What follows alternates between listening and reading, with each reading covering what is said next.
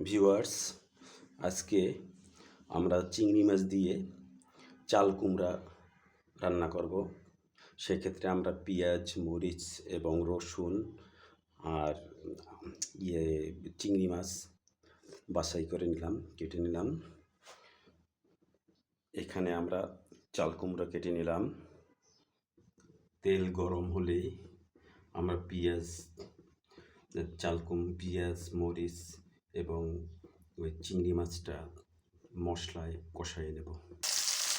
এখন আমরা হলুদ, মরিচ এবং জিরা দিয়ে দেব। পরিমাণ মতো লবণ দিয়ে দিলাম।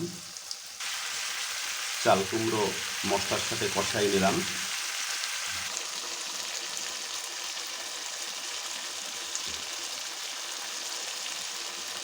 ভালো মতো কষানো হয়ে গেলে পরিমাণ মতো পানি দিয়ে দিতে হবে। কষানো হয়ে গেছে, এখন আমরা পানি দিয়ে দেব। এখন আমরা ঢেকে দেব। কিছুক্ষণ রেখে তরকারিটা ভালোভাবে সিদ্ধ হয়ে যাবে। হয়ে গেল চাল কুমড়া চিংড়ি মাছ দিয়ে রান্না। এভাবে রান্না করলে খুব সুস্বাদু হয়। ডিয়ার ভিউয়ার্স, আপনারা যারা দেখেছেন লাইক, কমেন্ট এবং শেয়ার এবং সাবস্ক্রাইব করতে ভুলবেন না।